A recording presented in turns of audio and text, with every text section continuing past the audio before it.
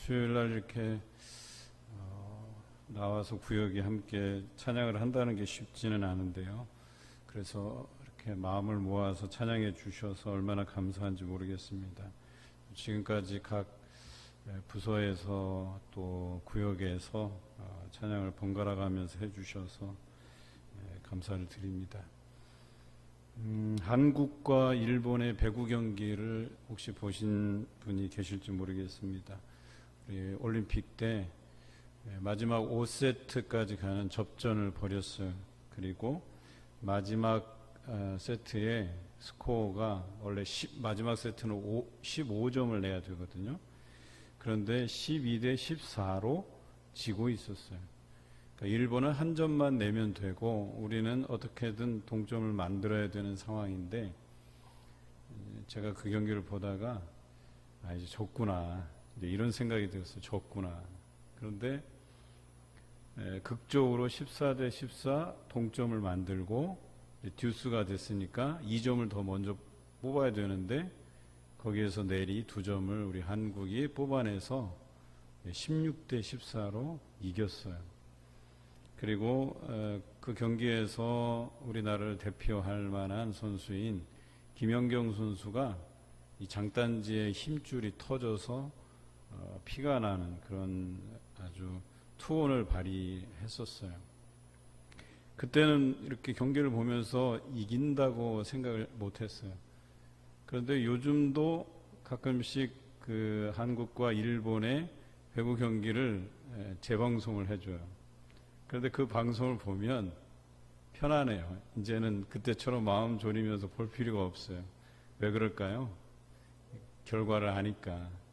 이 경기는 우리가 이긴 경기구나 라고 하는 걸 아니까 보면 볼수록 재미있어요. 그리고 좀 쌤통이다 이런 생각도 들고, 일본은 자기 자국에서 경기하는 거라 우승을 목표로 경기를 준비해 왔대요. 그래서 경기장도 익숙하고 이제 거기에 맞춰서, 일정에 맞춰서 최고의 컨디션을 이제 끌어올리려고 했는데, 우리나라는 그냥 가서 그냥 바로 적응해서 그냥 경기를 하는 편이었는데, 지금도 생각하면 정말 대단한 경기를 했구나 이런 생각을 해봅니다. 그런데요, 우리 영적인 삶이라고 하는 것은 마치 경기장에서 경기하는 자와 같다라고 성경은 이야기합니다. 그래서 그 경기하는 자가 그 운동장에서 열심히 다룬박질을 해서 그 경기의 마지막 결승선까지 달려가는 것처럼 그런 우리의 삶이 그렇다라고 표현하고 있어요. 저는 생각하기에 우리가 오늘 성경에 보면 의인이고 또 상대편은 또 악인으로 표현되어 있거든요. 이 37편은 다윗이 의인과 악인의 대결 구도로 이 시편을 구성하고 있어요. 우리는 이제 의로운 편에 서서 상대편인 그 악인들에 맞서서 이 경기를 어떻게 끌어갈 것인가, 이렇게 한번 생각해 보았다는 것이죠. 그런데요, 중요한 것은 이 37편에 나오는 이 영적인 전투는 결과가 뻔한 거예요. 이것은 의인이 승리할 수밖에 없는 구조로 돼 있다는 거예요. 우리 영적인 전쟁 안에서도 이 결과물은 뻔한 거예요. 우리가 하나님 편에 서면, 의인의 편에 서면 이 경기는 그냥 당연히 이긴 경기예요. 그래서 사실은 이 경기의 처음부터 끝까지를 우리가 쭉 훑어보면 우여곡절이 많아요. 마치 한일전 배구하는 것처럼 때로는 우리가 막 지는 것처럼 보여요. 이거는 이길 수 없는 경기 같아요. 여기서 포기할까도 생각할 만한 그런 상황들이 와요. 그런데 이 경기는 승패가 결정이 나 있는 거예요. 그래서 오히려 우리는 이 승패가 결정난 경기를 봄에 있어서, 또 우리가 그 안에서 경기함에 있어서 걱정할 것이 없다는 거예요. 이미 이것은 우리가 이긴 경기이기 때문에 이것은 우리가 평안히 누리고, 어려움 속에서도 이 상황이 분명히 역전될 거야 라고 하는 이런 평안한 생각을 가지고 경기에 임할 수 있다라고 하는 것이죠.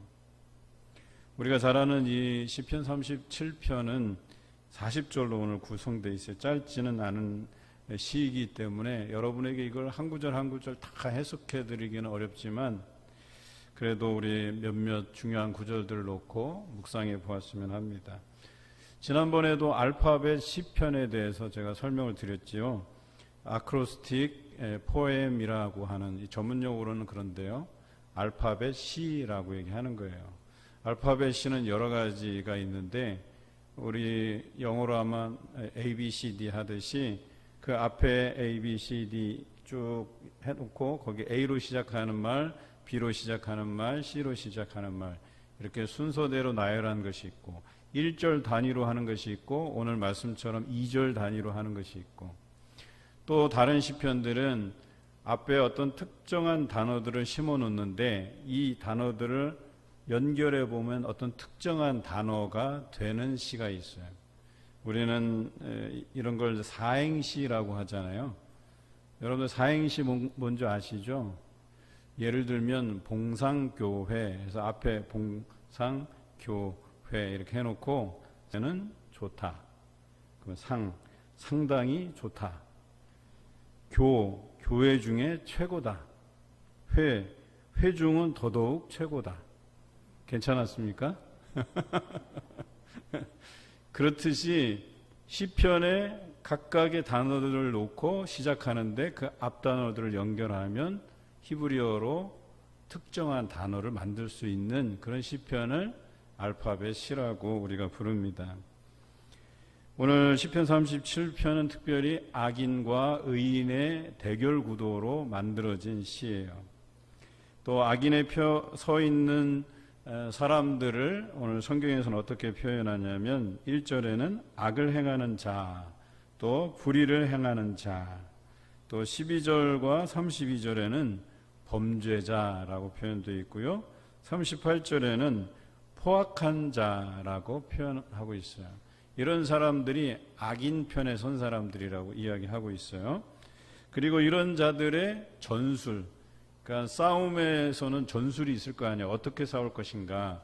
이 악인들의 전술은 이렇습니다. 7절에 사악한 꾀라고 되어 있고요. 14절과 32절에 도략이라고 되어 있어요. 도략이 무슨 뜻이냐면 꾀를 부림, 그러니까 앞에 사악한 꾀, 이거랑 아주 비슷한 말이다라고 하는 것이죠. 그렇다면 악인들의 무기는 뭐냐? 싸울 때 뭘 사용하느냐? 이 무기는 14절에 칼과 활이라고 기록되어 있습니다. 그래도 썩 괜찮은 어떤 전략과 또 무기들을 가지고 있어요. 그런데 반면에 의인들은 어떻게 표현하고 있는가? 의인은 9절에 이렇게 표현되어 있습니다. 여호와를 소망하는 자들이라고 표현되어 있어요. 11절에는 온유한 자들, 또 22절에는 주의 복을 받은 자들이라고 표현하고 있어요. 뭐 이름만 들어도 뭐 좀 순해 보이잖아요. 앞에 악인들 편에 선 사람들은 뭐 범죄자, 뭐 또 악을 행하는 자, 불의를 행하는 자, 포악한 자, 뭔가 이쪽은 좀 난폭해 보이고 우리 의인의 편에 선 사람들은 그냥 순한 사람 같아요. 온유한 자, 또 여호와를 소망하는 자, 또 주의 복을 받은 자, 뭔가 좀 착해 보이지 않습니까? 그리고 이들이 이 싸움에서 하는 전술은 뭐냐면 3절에 여호와를 의뢰하는 것, 4절에 여호와를 기뻐하는 것, 5절에 내 길을 여호와께 맡기는 것이라고 표현하고 있어요. 그리고 이 의인들이 사용하는 무기는 34절에 여호와의 도 그랬어요. 그러니까 말씀이라고 표현한 것이죠. 어때요, 여러분? 이런 영적인 전투 안에서 그냥 느낌으로 볼 때는 의인들이 좀 강력한 무기를 가진 것 같고 이름도 좀 난폭한 것 같고 그렇지만 이 전투에서는 의인들이 이긴다라고 노래하고 있는 것입니다. 우리는 여기 표현했던 것처럼 여호와를 소망하는 자들이고 온유한 자들이고 주의 복을 받은 자들이에요. 그리고 우리의 무기는 하나님을 의뢰하는 것, 하나님을 기뻐하는 것, 또 어때요? 우리가 하나님께 날마다 그 길을 맡기고 그 길을 떠나는 사람들이라고 얘기하는 거예요. 그리고 우리가 가진 무기는 여호와의 말씀, 하나님의 말씀 가지고 이 영적인 전투에 서 있다라고 하는 것입니다. 그런데 오늘 시편의 분위기를 보면 전반부 내용은 마치 악인이 승리하는 것처럼 보입니다. 우리 본문 7절을 같이 읽어보겠습니다. 여호와 앞에 잠잠하고 참고 기다리라. 자기 길이 형통하며 악한 꾀를 이루는 자 때문에 불평하지 말지어다. 그랬어요. 악한 꾀를 내는 사람들, 즉 악한 사람들이 지금은 좀 유리한 형국이라는 거예요. 좀 앞서가고 있어요. 이기는 것 같아요. 그렇지만 이런 것들로 인해서 우리가 불평하지 말 것에 대해서 이야기하고 있어요. 그러니까 분위기로는 악인 쪽으로 이렇게 분위기가 간 거예요. 악인들이 마치 이기는 것 같이 보여요. 1절에도 보면 이 악인들이 잘 되는 것을 시기하지 말라라고 기록되어 있어요. 그렇습니다. 경기로 따지면 이 전반전은 악인에게 끌려가는 경기예요. 우리가 지는 것 같아 보이는 경기예요. 그렇지만 다윗은 의인들에게 너희의 그 전술, 전략을 이용하라는 거예요. 여호와를 의뢰하고 여호와를 기뻐하고 내 길을 여호와께 맡기라고. 그러면 이 경기는 후반전에 가서 뒤집어진다, 역전한다라고 말씀하고 있습니다. 이제 이 후반부에 이제 우리가 그들을 역전할 일만 남았다라고 하는 것인데요. 9절과 10절에 보면 이렇게 기록되어 있어요. 악을 행하는 자들은 끊어질 것이며 없어질 것이다. 이게 이 경기의 결론이에요. 그러니까 악인들은 어떻게 돼요? 끊어질 것이고 이제 사라질 것이다. 없어질 것이다. 이렇게 이야기하고 있어요. 13절에는 더 대단한 말씀이 나옵니다. 하나님께서 이 경기를 보시고 씩 웃고 계신다. 그들을 비웃고 계신다. 저들이 마치 전반전에서 이 경기가 이긴 것처럼 환호하고 즐거워하고 또 의인들을 향하여서 비웃지만 오히려 하나님은 악인들을 바라보시면서 비웃으신다라고 기록하고 있어요. 그리고 하나님께서 그 경기를 주목하여 보고 계신다 그랬어요. 그 12절에 보면 악인들이 의인을 치기를 꾀하고 이를 갈고 있다라는 표현하고 있어요. 그러니까 악인들이 이제 자기네들이 다 이겼으니까 이제 의인들을 막 치고 그를 향하여서 이를 갈미 있을 거라고 이야기하지만 13절에는 완전히 상황이 바뀌어서 하나님께서 악인들을 비웃으시고 또 어때요? 하나님께서 정하신 날이 다가옴을 보고 계신다라고 했어요. 그러니까 우리가 어려움 당할 때에도 하나님께서는 반드시 이 경기를 뒤집어 엎으시기 위해서 우리를 유심히 지켜보신다라고 성경은 기록하고 있는 겁니다. 여기서 정하신 날이 바로 악인이 처참하게 패하는 날이다라고 이야기하는 것이죠. 악인이 칼을 빼들고 또 활을 당겨서 정직한 자들을 죽일 것이라고 성경은 기록해요. 오히려 의인의 적은 소유가 악인의 풍부함보다 낫다고까지 이야기하면서 지금은 악인이 칼을 빼들고 활을 당겨서 정직한 자들을 죽이고 괴롭히고 그래서 이 경기가 악인들에게 유리하게 이렇게 진행되고 있는 상황에서도 너희가 희망을 잃지 말라는 거예요. 많은 사람들이 악인이 잘 되는 걸 보고 악인의 편에 서서 나도 악한 방법을 동원해서 악인처럼 잘 돼야지 라고 하는 그런 상황에서도 너희는 의인의 적은 소유가 악인의 풍부함보다 낫다는 생각을 가지고 적은 것이라도 감사하면서 또 고난 중에서도 감사하면서 살 것을 우리에게 권면하고 있다는 것입니다. 그리고 그런 상황에서 하나님께서 결과적으로 악인의 팔을 부러뜨릴 것이고 의인을 붙들어 주실 것이다. 이렇게 다윗이 노래하고 있습니다. 여러분 대단하지 않습니까? 본문 23절과 24절을 우리 함께 읽겠습니다. 여호와께서 사람의 걸음을 정하시고 그의 길을 기뻐하시나니 그는 넘어지나 아주 엎드러지지 아니함은 여호와께서 그의 손으로 붙드심이로다. 어떤 고난이 몰려와도 의인은 잠시 넘어질 수는 있지만 완전히 엎드러지지는 않는다라고 했어요. 그러니까 소망을 포기할 만큼 절망적인 상황으로 하나님께서 몰아넣지 않으시겠다는 얘기예요. 그들이 잠시 어려움을 겪지만 하나님께서 손을 붙들어서 세워주신다라고 성경은 기록하고 있어요. 25절에는 의인이 어려서부터 늙기까지 버림을 당하거나 걸식함을 보지 못하였다고 다윗은 고백하고 있어요. 자기가 살아보니까 정직한 사람들, 의인들은 어려서부터 늙기까지 버림을 당하거나 그의 자손들이 이 빌어먹는 걸식함을 보지 못하였다 그랬어요. 그러니까 하나님께서 어느 시점이 되면 그들을 하나님께서 붙드시고 이렇게 세워주시고 다시는 그런 어려움을 겪지 않도록 하나님께서 보호해 주신다, 이런 고백이 있다라고 하는 것이죠. 여러분, 잠시 버림받았다는 그런 느낌, 또 뭔가 부족하다라고 하는 그런 생각을 가질 수는 있지만 영원히 그 상태로 하나님께서 버려두시지 아니하신다라고 하는 하나님의 의지가 담겨있는 시입니다. 악인이 잘 될 것 같아서 악인의 편에 서지 않기를 주의하라고 해요. 27절에 너희는 그런 악한 편에 서지 말고 선을 행하라고 우리에게 권면하고 있어요. 왜냐하면 악한 자들의 팔을 부러뜨릴 것이다 라고 분명히 약속하고 계시기 때문에, 우리가 악한 편이 잘 되기 때문에 우리도 저렇게 살아야지 라고 하는 그 순간에 우리도 악인들과 더불어서 팔이 부러질지 모른다라고 이야기하는 거예요. 여호와께서는 정의를 사랑하시고 성도를 버리지 아니하시고 영원히 보호하십니다. 그러나 악인의 자손은 끊어질 것이라고 다윗을 통해서 노래하고 있습니다. 다윗은 이렇게 이야기하죠. 지금 어렵다 해도 그런 악인의 형통과 성공의 마음을 뺏기지 말라고 권면하고 있습니다. 이 영적 전투의 결말은 의인의 승리로 돌아갈 것이 분명하기 때문에 그렇습니다.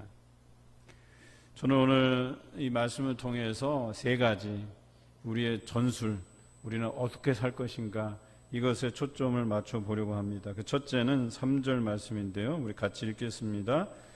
여호와를 의뢰하고 선을 행하라. 땅에 머무는 동안 그의 성실을 먹을거리로 삼을지어다. 아멘.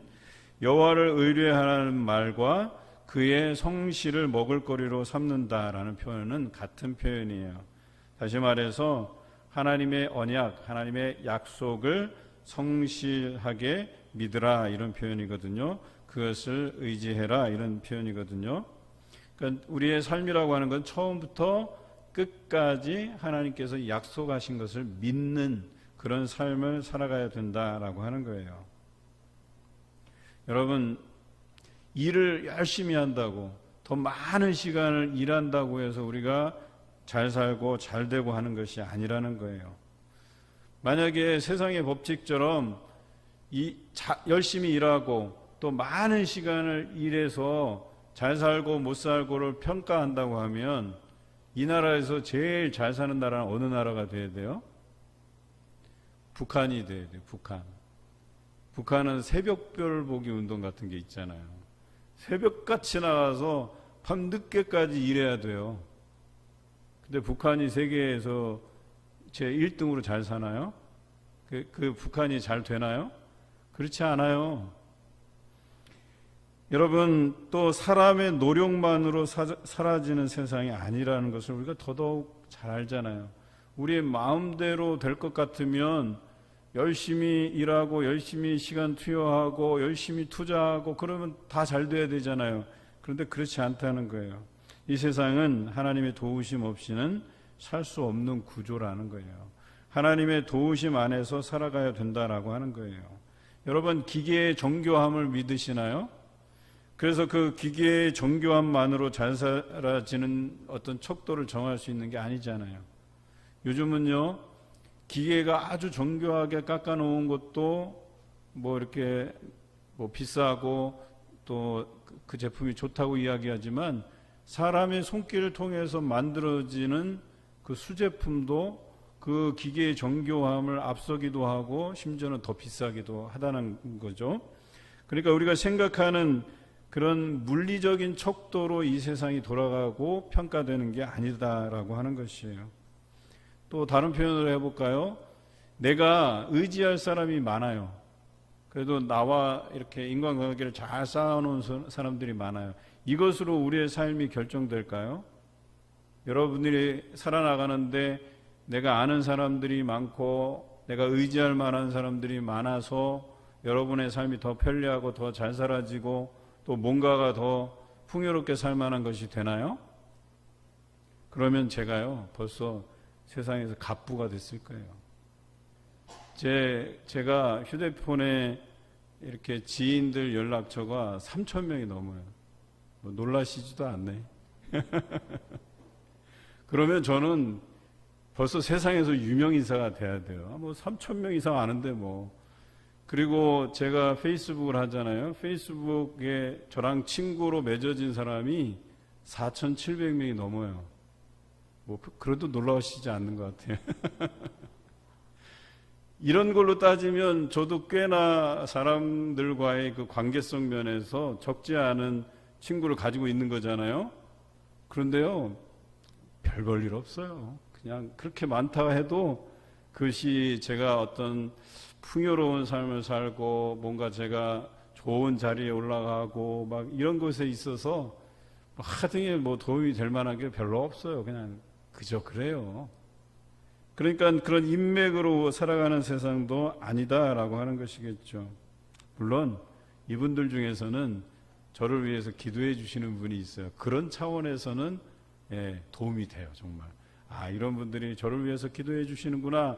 이거만큼은 제가 인정할 수 있을 것 같아요. 그런데 뭐 어떤 사회적으로 유명한 사람 그런 인맥을 내가 가졌다 해서 뭐가 되는 게 아니잖아요. 그렇게 보면은 지금 대통령도 저의 패친인데요. 그렇다고 하면 저도 뭔가 사회적으로 뭔가 성공을 이루어내야 되잖아요. 저의 페이스북 친구 중에서는요, 사회에 저명한 인사들이 꽤 있어요. 그런데 별 도움이 안 돼요, 사실. 중요한 것은 뭐냐면 정말로 하나님께서 나를 돕지 아니하시면 내가 아무런 소용이 없다라고 하는 이 사실 하나예요. 저는 이것을 시냇가에 심은 나무, 우리 시편에서 잘 나타나 있잖아요. 이 시냇가에 심은 그 나무와 같다라고 표현하고 싶어요. 그러니까 하나님 곁에 딱 이렇게 붙어 사는 거예요. 그러면 이 인생은 살만한 가치가 있고 또 거기에서부터 영원한 생명수가 날마다 우리에게 공급된다라고 하는 것이겠죠. 시냇가에 나무가 심겨 보세요. 거기에서 수분을 계속해서 당겨서 이 나무는 풍족한 그런 영양분을 또 수분을 흡수할 수 있지 않습니까? 마찬가지로 여러분 모두가 하나님을 의뢰하시기를 주님의 이름으로 기원드립니다. 본문 4절을 우리 함께 읽어보겠습니다. 또 여호와를 기뻐하라. 그가 내 마음의 소원을 내게 이루어 주시리로다. 여기서 기뻐하라라는 이 히브리어 단어를 우리가 주목해 볼 필요가 있는데요. 히트아낙이라고 하는 단어예요. 히트아낙. 근데 이 히트아낙의 정확한 뜻을 해석하면 이렇게 됩니다. 부드러움과 정교함을 갖춘 즐거움이란 뜻이에요. 뭐 즐거움이면 즐거움이지 뭐 이렇게 뜻이 복잡할까 하는데 부드러움과 정교함을 갖춘 즐거움이라고 이야기해요. 조금 더 쉽게 표현하면 우리 하나님과 부드럽고 품이 있는 사귐을 가지라라고 얘기하는 거예요. 여러분, 혹시 여러분들만을 위해서 뭐 가족들도 아닌 정말 여러분 혼자, 이제 요즘은 그걸 혼밥이라고 하잖아요. 혼자 밥 먹는 거. 정말 내 앞에 우아하게 이렇게 멋진 아주 맛있는 음식들을 차려놓고 나 혼자서 다 여유 있게 이렇게 즐겨보신 적 있으세요? 잘 없으시죠? 근데 요즘 그 TV 프로그램에 해방타운이라는 프로그램이 있어요. 이 프로그램은 삶에 지쳐 있는 사람들, 찌든 사람들, 그래서 혼자 시간을 보내지 못한 사람들을 따로 이렇게 혼자 보낼 수 있도록 집도 마련해주고 혼자서 밥 해먹고 혼자서 뭐 카페도 가고 혼자서 노래도 듣고 혼자서 여행도 해보고 이런 프로그램이에요. 근데 그동안은 육아에 지치고 뭐 또 연예인 생활로 돈 벌기 힘든 그런 사람들이 그러니까 자기만을 위해서 뭔가 행복한 시간들을 가지는데 거기에 요리 연구가 여자분이 한번 나오셨어요. 그동안은 요리에 지치고 육아에 지치고 남편에게 지치고 근데 혼자 남아서 우아하게 식사하고 또 혼자만의 그런 시간들 가지는 모습을 보니까 정말 행복하겠다. 그런데 거기에서는 이제 혼자만의 공간, 시간, 음식 이런 것들로 자기 만족감을 누리잖아요. 그런데 오늘 여기서 말하는 즐거움, 기쁨이라고 하는 것은 그런 우아함, 그런 여유로움 속에서 하나님과 내가 독대해서 그런 여유로움을 갖는다. 그리고 그 하나님으로부터 내가 즐거움을 입는다. 기쁨을 그 선물 받다. 이런 표현이죠. 거기서 TV에 나온 것처럼 음식을 통해서, 음악을 통해서, 때로는 어떤 분위기를 통해서 그들이 기쁨을 얻는다고 하면 여기서는 하나님을 통해서, 우리 하나님을 통해서 우리가 그런 부드러움과 품격 있는 그런 정교한, 그런 섬세한 그런 하나님과의 만남 안에서 우리가 기쁨을 얻는다. 이런 뜻이에요. 여러분 한번 실천해 보세요. 집에 가셔서 하나님과 나와의 큐티의 시간을 한 30분에서 한 1시간 정도 가지시길 바래요. 누구도 방해받지 않게 나 혼자서 다 말씀을 놓고 묵상하고 찬양하고 기도하고. 제 아내도 그 하루마다 본인을 위해서 그 하나님과 독대하는 시간을 가져요. 물론 새벽에는 이제 1층에 내려가서 이제 통성 기도도 하지만 또 저희 집에서 이제 충건이가 이제 독서실 공부하러 나가면 이제 충건이 방이 비거든요. 그럼 딱 들어가서 문을 탁 잠그고 거기서 기도해요. 1시간도 넘게 이렇게 기도를 하는데, 그래서 제가 그래요, 나올 때 저는 혼자 이제 버려진 느낌처럼 들잖아요. 그래서 아유 좋겠네, 하나님이랑 만나서. 그러면 나는 좋아, 그러면서 나와요. 진짜 신랑 만나는 것보다, 신랑과 대화하는 것보다 혼자 들어가서 그 하나님과 기도하는 시간이 너무나도 좋다는 거예요. 여러분, 그런 하나님과의 그 부드러움과 정교하고 섬세한 그런 독대하는 시간, 교제하는 시간을 가지시길 바라요. 그래서 거기서 얻어지는 그 기쁨이 있다면 여러분이 어떤 고통의 순간에 있더라도 하나님께서 이 모든 상황을 반전시켜 주실 것이라고 하는, 하나님께서 주시는 그 기쁨으로 인해서 평안할 것이다 라고 오늘 성경은 이야기하고 있는 것입니다. 여러분, 세상이 나를 어떻게 할 수 없는 그 자유를 누리시길 바랍니다. 잘 되고 못 되는 일들이 나에게 하나님께서 주시는 그 기쁨을 빼앗아갈 수 없다는 거예요. 여러분이 자녀들에게 부정한 방법이라도 잘 살면 된다라고 이렇게 강조하시나요? 야, 너 그 한때 그 부정한 방법을 써도 괜찮아. 그러니까 그 기회를 타서 너 그 부정한 방법으로 잘 살아봐. 여러분 이렇게 말씀하시나요? 그렇지 않죠. 오늘 이 성경이 그런 분위기예요. 너희가 지금은 어렵지만 하나님을 신뢰하고 기쁨으로 견디라는 거예요. 반드시 하나님께서 이 어려움을 지나가게 하실 것이다. 이것을 반전시켜서 너를 잘되게 할 것이다 라고 말씀하고 계시는 거예요.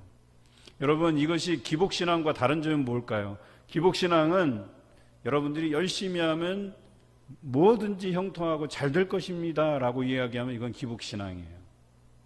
여러분이 하나님 앞에 정성을 보이면 모든 것이 잘 될 것입니다. 모든 것이 형통할 것입니다. 늘 건강할 것입니다. 이거는 기복신앙이에요. 이거는 올바른 신앙이 아니에요. 우리는 언제라도 어려움을 만날 수 있다는 거예요.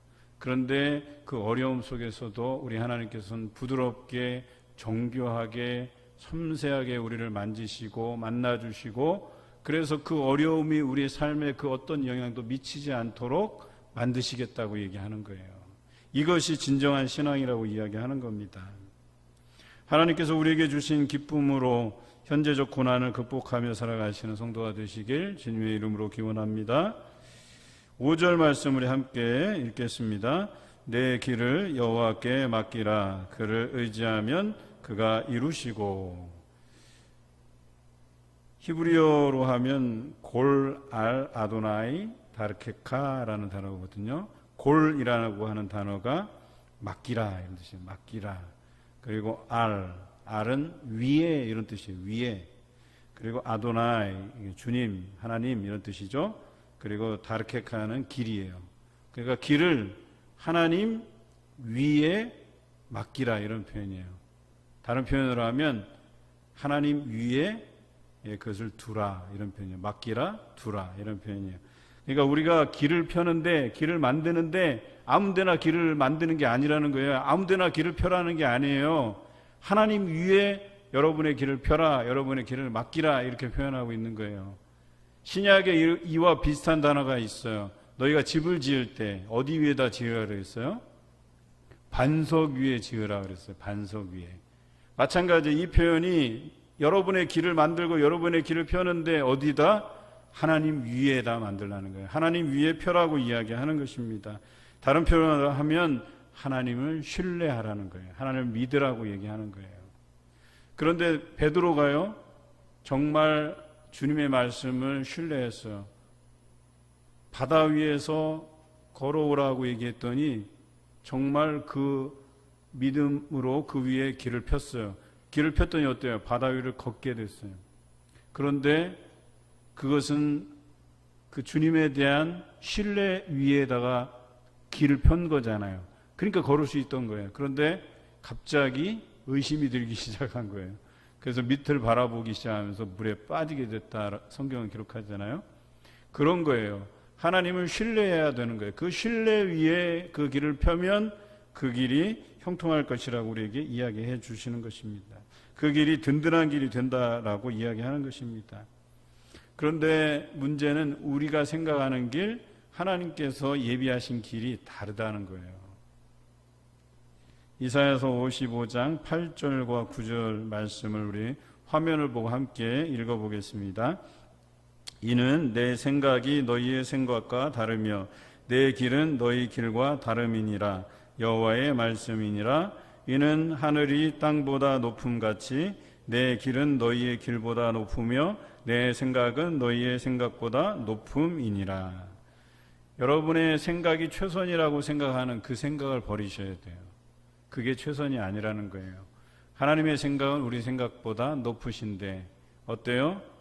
땅보다 하늘이 높음같이 그렇다라고 말씀하고 계세요. 하나님의 길이 우리의 길보다 높고 하나님의 생각이 우리의 생각보다 높다라고 분명히 선언하고 계세요. 그래서 우리는 우리의 생각대로 길을 펴기보다는 하나님께서 예비해 주신 그 길 위에 우리의 길을 펴야 된다라고 이야기하는 겁니다. 그러면요, 우리가 생각하기에 이게 가능할까? 여러분이 이룰 수 없다고 판단한 것들도 이루시는 하나님이시다라고 이야기하는 겁니다. 바울이 2차 전도여행 때에 무시아에서 복음을 전하고 그곳에서 다시 비두니아로 갈 생각을 세웠어요. 계획이 있었어요. 이 비두니아는 아시아의 한 지역이에요. 그러니까 처음 계획은 그 아시아로 가려고 했던 계획을 세웠던 거예요. 그런데 하나님께서 그 생각을 무산시켜요. 그리고 드로아에서 그에게 환상을 보여주세요. 어떤 환상? 마게도니아 사람들이 손짓하는 환상을 보게 돼요. 그리고 나서 드로아에서 이 비두니아로 가지 아니하고 그 계획을 바꾸어서 그 하나님께서 보여주시는 환상대로 마케도니아로 향하게 돼요. 그래서 배를 타고 사모드라게 섬을 거쳐서 그들이 도착한 것이 그 유럽의 첫 관문인 마게도니아 네아폴리 지역의 빌립보라는 지역을 가게 돼요. 그리고 그 빌립보에 도착하자마자 그곳에 자주색 옷감을 파는 한 여사장을 만나게 돼요. 그 사람이 누구예요? 우리가 잘 아는 루디아라고 하는 사람이에요. 이 루디아가 유럽의 첫 번째 성도인 거예요. 그리고 그가 믿고 그의 온 집안 식구들이 예수를 믿게 되었다라고 성경을 기록하고 있어요. 여러분, 이것만이 아니고 이것이 유럽 선교의 첫걸음이었다라고 말씀드리는 거예요. 그러니까 바울은 자기의 계획은 비두니아로 갈 생각을 했던 거예요. 그래서 아시아로 다시 돌아가서 그곳에서 1차 선교 여행 때 자기가 다녔던 그 지역을 한번 돌아볼 생각이었다는 거예요. 그런데 이미 2차 전도 여행 때 이 바울과 함께 선교 여행을 떠났던 바나바가 그 생질인 마가가 중간에 이제 돌아가는 사건이 발생을 해요. 그래서 이 마가를 2차 전도 여행에서는 데려가지 말자라고 해요. 근데 바나바가 그래도 달래서 데려가자 그래요. 이 문제 때문에 둘이 다퉈요. 성경에 보면 크게 다퉜다고 그래요. 그래서 바울은 실라와 함께 2차 전도 여행을 떠나고 바나바는 그들이 1차 전도 여행을 했던 그 장소를 돌면서 그 교회들을 돌보았던 거예요. 그러니까 어때요? 바울이 또 그 지역을 갈 필요가 없게 된 거예요. 그런데 바울은 거기에 미련을 가지고 비두니아로 갈 생각을 가지고 있었는데 하나님의 생각과 계획은 그보다 더 큰 계획을 세워놓으신 거예요. 그곳으로 가는 것이 아니라 유럽으로 가라고 얘기하는 거예요. 그래서 유럽이 복음화되는 그 첫 단추를 그 빌립보성의 루디아라고 하는 이 자주색 옷감 장사를 복음을 전해서 믿게 하는 그 일을 가능하게 했다는 거예요. 이것이 하나님의 생각이고 하나님의 계획이라고 얘기하는 거예요. 여러분 대단하지 않습니까? 요즘 우리가 성경 아카데미에서 사도행전을 배우거든요. 이 부분도 다루게 될 것이고 최근에 우리가 다뤘던 게 그 사도행전에서 그 8장의 내용을 우리가 또 유심히 보고 있어요. 그게 뭐냐면 빌립의 전도죠. 빌립이 에디오피아 내시를 에디오피아 여왕의 내시를 전도하게 돼요. 그게 아프리카 선교의 시작이에요. 그런데 이게 왜 대단한 줄 아세요? 여러분 성지순례 가보신 분 계십니까? 성지순례 가보면 어떤 사람들을 많이 만나게 돼요? 제가 이 질문 드리면 성지순례 다녀오신 분들이 뭐라 그러냐면 한국 사람이요 그래요. 제가 다녀보니까 정말 한국 사람이 많은 것처럼 느껴져요. 그 성지 가는 곳마다 보는 게 다 한국 사람인 것 같아요. 진짜 한 곳도 제외 없이 가는 곳마다 한국인을 만났다니까요, 저도. 그런데 놀라운 것은 그 관광지마다 가장 많이 온 나라들 순서로 8개 나라를 꼽아서 그 이스라엘 정부가 거기에 안내지를 번역을 해요. 그리고 나머지 그 8개국이 아닌 나라들은 그 자신들의 어떤 나라에서 그 자기를 이제 선교사로 여기고 후원해줘서 그 후원금으로 사실은 번역을 해 놓는 것들이에요. 여러 관광지에 한국어로 번역된 그런 가이드북이 있거든요. 근데 그것은 다 정부에서 이렇게 후원한 게 아니고 선교단체에서 후원해서 그런 사역을 하는 선교사님들이 그런 가이드북을 만드는 거예요. 그런데 8개국, 정말 가장 많이 그 방문하는 8개국 중에 1위가 어느 지역인 줄 아세요? 1위가 아프리카예요. 아프리카 지역에서 가장 많이 옵니다. 그래서 아프리카의 언어로 그 번역된 가이드북이 있는 거예요. 그리고 그 가이드분에게 그 이야기를 듣고 나서 제가 보니까 정말 아프리카인들이 많더라고요. 우리 한국 사람들은 뭐 한 20명, 30명 이런 단위로 움직이잖아요. 아프리카 사람들은 보통 뭐 한 200명씩 막 다녀요. 하여튼 한 100명 이상씩 규모로 다녀요. 엄청나게 많아요. 여기저기 그룹들이 얼마나 많은지 몰라요. 제가 한국 사람들을 만나면 좋겠다 하는 그런 마음을 가져서인지 몰라도 처음에는 한국 사람만 보이다가 그 이야기를 듣고 나니까 온갖 시커먼 사람들만 있더라고요. 그냥. 아프리카 사람들이 전부 그냥 얼마나 많은지 몰라요. 그런데 그게 바로 빌립의 전도에서부터 시작한 거거든요. 하나님의 계획이라고 하는 것이 별거 아닌 것 같은데 그 한 사람 전도한 것 때문에 그것으로 인해서 놀라운 역사가 일어나고 있는 거예요. 여러분, 전도라는 거 무시하면 안 됩니다. 여러분들이 누군가를 딱 전도하잖아요. 그 한 사람 때문에 놀라운 변화가 일어난다니까요. 우리 교회도 사실 여러 교회들이 부러워하는 것 중에 하나는 이런 거예요. 물론 이제 그런 분들이 어떤 막 힘을 뭐 가시하고 막 이런 건 아닌데 이렇게 정치적으로 뭐 자치단체장이라든지 국회의원이라든지 또 그 지역의 유지들이 교회에 나오는 것들을 많이 이렇게 바래요. 그러니까 우리는 그게 당연하다고 생각할 수는 있지만 다른 교회들은 그런 게 다 부러운 거예요, 사실은. 다른 지역으로 가봐도요, 거기에 이장님이 딱 교회를 다니잖아요. 그럼 대단한 거예요, 그게. 그리고 그 이장님이 캄보디아 같은 경우만 해도 그 이장님이 그 복음을 전하고 마을에서 뭐 이런 선교단체가 와서 어떤 공연을 진행하고 하는 데 있어서 어마어마한 도움을 줘요. 심지어는 경찰서장도 얼마나 도움이 되는지 몰라요. 제가 직접 선교 현장에 나가보니까 그래요. 그래서 우리가 갈 때는 서장님하고 이장님 드릴 그 금 도금 시계, 그 비싸지 않은 시계, 한 우리나라 돈으로 한 3만 원이면 살 수 있는 시계, 이런 거 이렇게 갖고 가잖아요. 그들에게 얼마나 좋은 선물인지 몰라요. 그래서 거기에 공연장이며 뭐며 다 섭외해주고 사람들, 마을 사람들 끌어서 모아주고 다 해요, 다 해. 우리나라 같았어 봐요. 그런 시기에 이렇게 선물하면 쳐다도 안 볼 거예요, 아마. 그런데 그러는 것처럼 사실 우리 교회, 우리 박성일 집사님이 교회 나오시게 된 데는 뭐 우리 이용대 집사님 또 뭐 여러 분들이 이렇게 힘써서 전도한 공이 있잖아요, 어떻게 보면.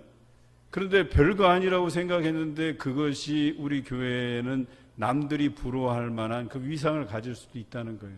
뿐만 아니라 내가 전도했는데 이분이 또 다른 사람을 전도하고 전도하는 일에 매진하는 사람이 돼요. 전도인이 돼버렸어요. 여러분, 천하보다 귀한 생명을 얻는 그것이 얼마나 대단한 건지 아세요? 내가 전도했는데 이 사람이 다른 사람을 또 전도해 왔네? 여러분, 이것만큼 좋은 게 없다는 거예요. 전도라는 게 바로 그런 거예요.